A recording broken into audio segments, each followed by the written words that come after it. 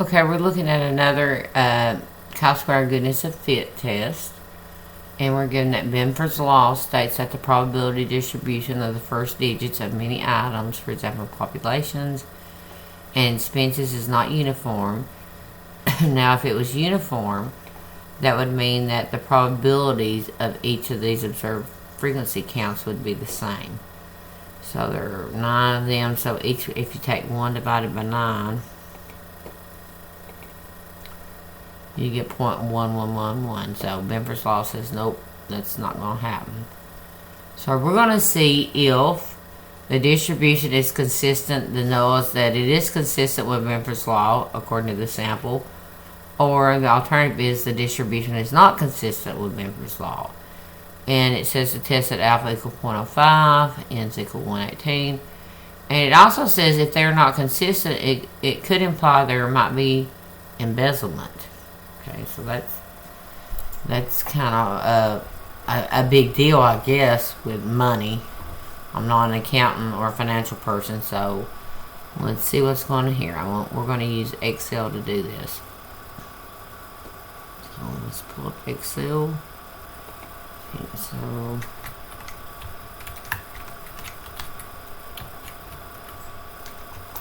frequency, let's do that. Expected. Let's see where it's at. Okay. I wonder if I can just highlight this part here. Nah, it's not gonna let me. Alright, I think I'll just type them in. Yeah.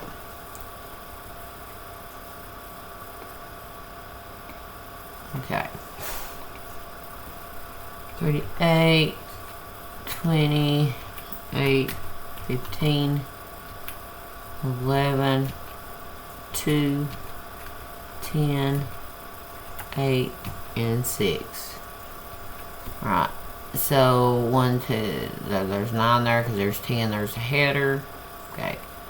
Expected frequency, let's get this sum here, we have to have that.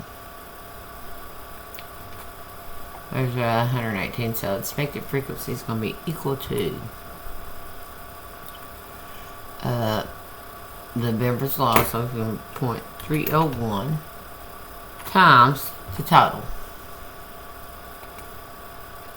Enter. Again, another equal for the 0.176 times total equal 0.125 times total equal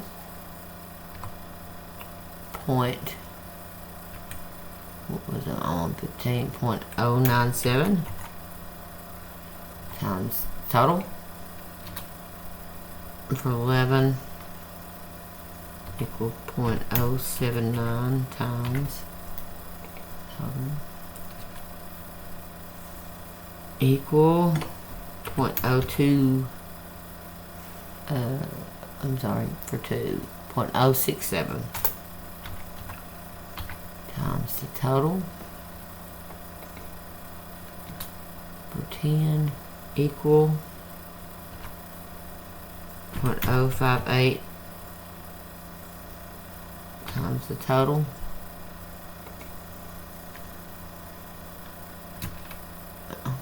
equal 0.051 times the total, and the last one is equal 0.046 times total. And I hadn't really looked at this before, but let's just look at observed and expected. That's not too far off. That's not too far off. That might be a little off. Did I do something wrong there? Yeah, that shouldn't be a negative. So, spotted that. My mistake. That one's kind of far off. A little bit. Not too much, not too much. Is it far enough to stay statistically that the distribution is not consistent with Benford's law. So I don't think I ever had you to actually look at observed and expected frequency, and you actually need to do that. So we've got that. And the next thing we're going to do is do stat disk. Go to stat disk online. We'll go to analysis. And it's a fit, unequal expected frequencies. Clear the editor. Okay. I was 0.05. Always use counts.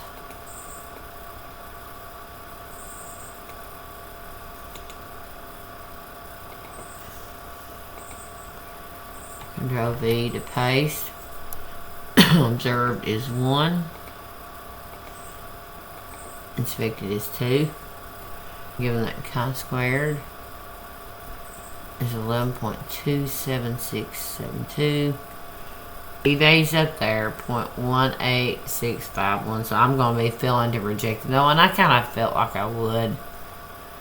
So let's see what it's asking in my open math. They're wanting 3 decimal places for everything. And so 35.518. Okay, looks like it's giving it 3 decimal places in X. So anyway, 20.768. 14.75. I don't think you have to pad zeros.